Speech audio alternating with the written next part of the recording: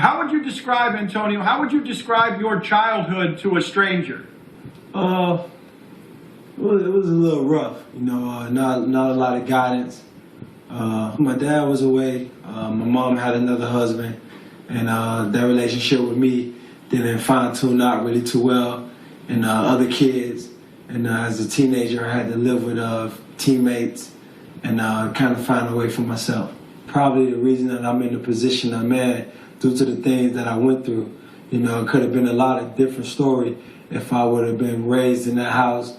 Things could have went a lot different. Okay, so in case you weren't aware, this is Antonio Brown. Former Buccaneer, former Steeler, former Central Michigan Chippewa, and very briefly, former Patriot and Raider, Antonio Brown.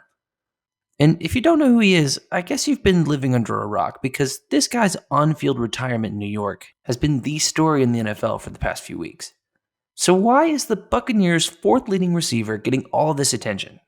Well, simply put, it's mostly because Americans love to watch a good train wreck as it's happening. Antonio Brown has kind of had two separate NFL careers. The first one was incredibly successful. From 2011 to 2018, he made the Pro Bowl 7 different times, led the NFL in receptions and receiving yards twice. He was even on the cover of Madden 19, but right around that same time, that first career ended. And the second part, the one that's gotten him to the top of every sports page in the country, began. And while it still isn't over technically, I'm pretty sure that it won't end in a video game deal. From the time that he made his last Pro Bowl in 2018, Antonio Brown has demanded a trade from the Steelers because he was unhappy with his role on the team and how much attention Juju Smith-Schuster was getting, which, lol. Vetoed a trade to the Bills because he didn't want to go play in Buffalo. Successfully got himself traded to the Raiders, which ended in him burning his feet in a cryotherapy session, refusing to wear a league-approved helmet, and screaming at their GM. Signed with the Patriots literally the same day that he was released from the Raiders, but then got accused of sexual assault by one of his trainers and was released after being on the team for all of 2 weeks. He retired, then unretired, then retired again, then unretired one more time before he was signed by the Bucs. Then he had a few pretty normal and productive months with the Buccaneers, including catching a touchdown in the Super Bowl, but somewhere in there also threw a bike at a security guard in a subdivision, and he lied about his vaccination status. And finally, he took off his pads and retired on the field in a game against the Jets in January 2021. So when trying to reconcile the two parts of that career, one that's had incredibly high highs and really depressing lows, it's pretty natural to wonder, what the heck happened here? How could someone who's so obviously wildly talented and seemingly has everything to lose just give it all away like this? What went wrong? Well, a lot actually, but I'm not entirely convinced it was anything between 2019 and now. So Juju Smith-Schuster, if you're watching this, it's not your fault. Also, I'm sorry for trading you in my fantasy league. Had to be done.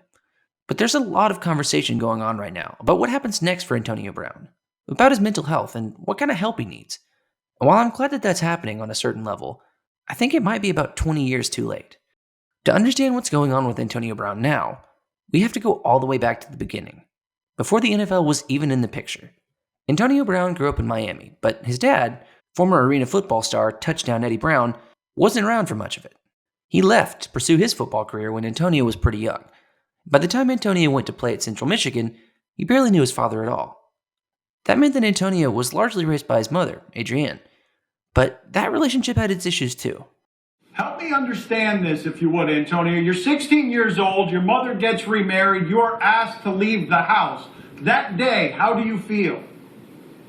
Man, a kid who can't really take care of himself financially.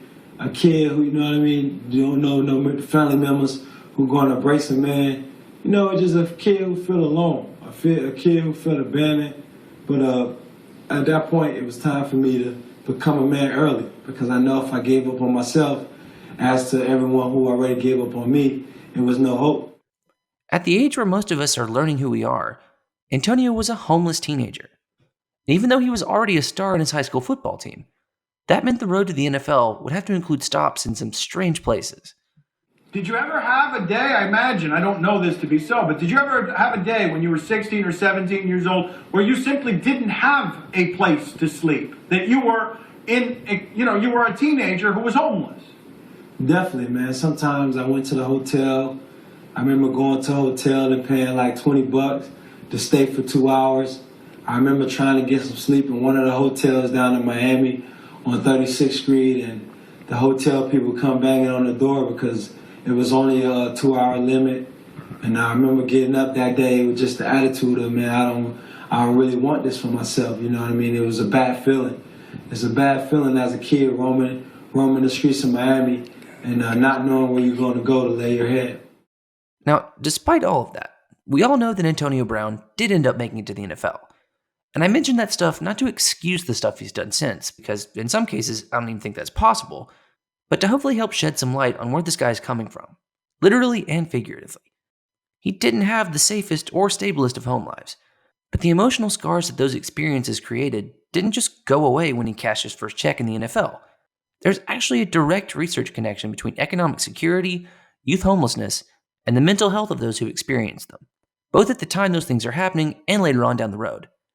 I might not understand what it's like to have been homeless at any point, but someone who has would be statistically more likely to experience feelings of low self-worth, expectations of failure, difficulty adjusting to new environments, fear for personal safety, and maybe most importantly of all, trust issues.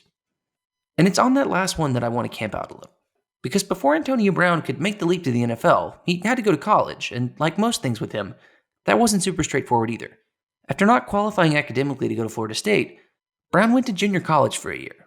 Then he got expelled from Florida International because of a disciplinary issue. And eventually he walked on to Central Michigan because their head coach, Butch Jones, had recruited him while he was at West Virginia. Now, why would that relationship be important to a young Antonio Brown? Remember what he said earlier about everyone giving up on him? About losing hope? Well, here was a person who hadn't given up on him, and had even gone out of their way to tell him how valuable he was. Now, I'm not trying to get too deep into Antonio Brown's personal psychology, because that's not really my place, but I don't think it's too much of a leap to point out that for someone who's experienced feelings of abandonment and insecurity, having someone who believes in you is really, really important. And I don't think it's any coincidence that in a situation where he felt valued and secure, Antonio Brown averaged over 100 catches and 1,000 yards in his 3 seasons at Central Michigan. But over 10 years later, we're in a very different place. With the Steelers, Brown experienced incredible levels of success, but then found himself in a place where so many other NFL veterans have, where their team has one eye on them and one eye on the future. His production hadn't dropped.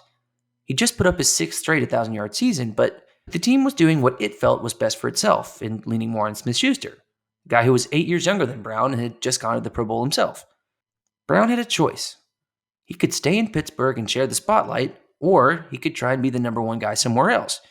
And doing what he thought was best for his own long-term security, he chose option B. Would things have been different if he'd stayed? Who knows? But since then, he's been lucky to have gotten a 1-year deal wherever he's ended up. He's behaved so erratically that he's effectively forced teams into a zero-tolerance policy for their own security. And at this point, who can blame them? When he signed with the Bucs, Bruce Arians said that if he screws up one time, he's gone, and we all know how that turned out. Like I mentioned earlier, there's been a lot of discussion in the aftermath of that incident about what's gone wrong with Antonio Brown, and what kind of help he needs now. And as undeniable as his actions have been over the past couple of years, when I read something like that someone needs help, I always end up asking the same question back. Help with what? Because in my mind, that's the usual shorthand for someone needing a kind of mental health intervention. They need help, and we hope they get it. A lot has been made over Antonio Brown's personal conduct issues and bizarre behavior, so maybe that's what he needs help with. But then we're getting into what's known in psychology as a norm, and I can't emphasize enough how relative those can be from group to group, or how much a person's own experience can shape their relationship to them. Personally, I've never had to check into a motel for 2 hours just so I could sleep. What's normal for me is not going to be the same for someone who has, but crucially, there are a lot more people like me than there are like Antonio Brown on a number of different levels. And even more crucially, his experience ends up getting measured against our norms, which is obviously a little problematic.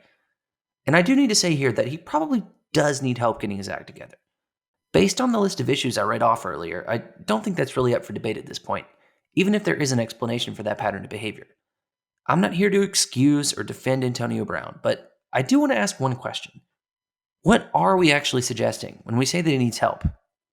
I think that when people say they hope Antonio Brown gets the help he needs, they're saying that he needs some sort of intervention, quite possibly of the therapeutic nature. And that's a fine thing to suggest. Therapy is a good idea for pretty much everybody, and especially so for someone who has a highly stressful, highly visible job, but I don't think that's all that's being implied. we're venturing into the territory of discussing someone's mental health, which has become a kind of catch-all for any type of psychological distress. But just for a second, let's talk about what it means, for academic purposes, to be mentally unhealthy. Because we're going to have these kinds of conversations a lot, and it helps to define terms. Mental illness is any sort of dysfunction in someone's emotions, thinking, or behavior, and is frequently associated with or influenced by some type of distress. If someone experiences these symptoms enough times or over a long enough period of time, they can be diagnosed with a disorder, the diagnostic criteria for which are found in something called the DSM-5, which is a whole other thing that we don't really have time for, but trust me, that's what it's called. And what I've noticed over the past few weeks is a lot of armchair psychologists trying to diagnose Antonio Brown. I'm not even a psychologist, come to think of it, but one Twitter search will show you that there are a lot of very strong opinions out there on what kind of guy Antonio Brown is, most of which I can't throw up on here because they'll get the video demonetized. But is there some truth to what they're saying? Is Antonio Brown actually crazy? Well, first of all, we should just get that word out of our vocabulary because, clinically speaking, it doesn't actually mean anything.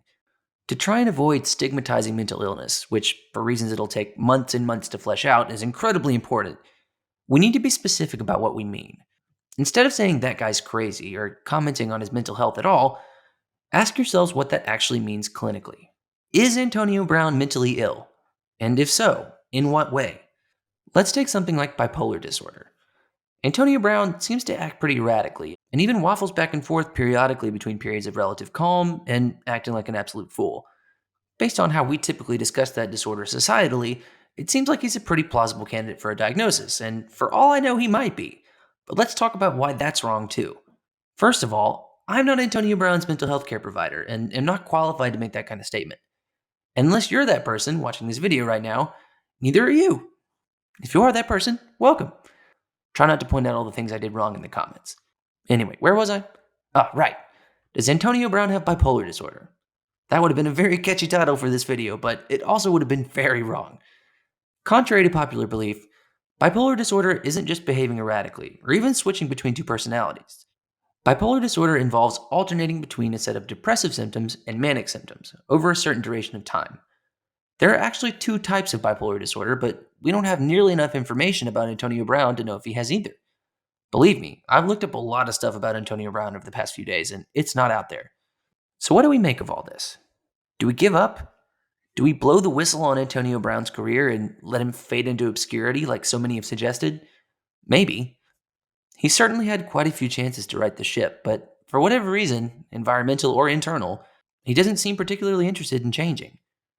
But I would caution against that approach, because the truth is that there have been and will be more Antonio Browns. There will be more professional athletes who have experienced homelessness. There will be more who have had difficult family lives or have grown up surrounded by economic insecurity. And for us, the uncomfortable truth is that while Antonio Brown may need help now, he needed it more back when that was his reality. In his own words, his family abandoned him and gave up on him. But if we cast Antonio Brown aside now, and by extension, everyone who has a similar backstory, we're no better. So to go back to our original question, what happened to Antonio Brown? So many things. I would probably even argue that a lot of those things are still happening to him, because that's how trauma works. You can be angry with him. That's fine. Completely understandable, actually. I'm not here to talk you out of that at all. But I am here to suggest that there's a lot more to him than the guy ripping off his shoulder pads on the Jets sideline. And that whatever your hot take about Antonio Brown might be, you're probably wrong.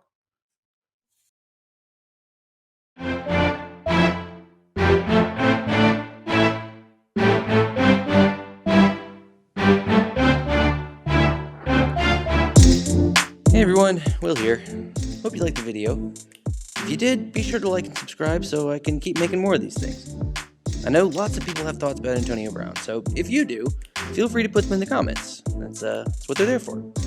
Feel free to follow me on Twitter for updates on videos, and I'll see you guys next time.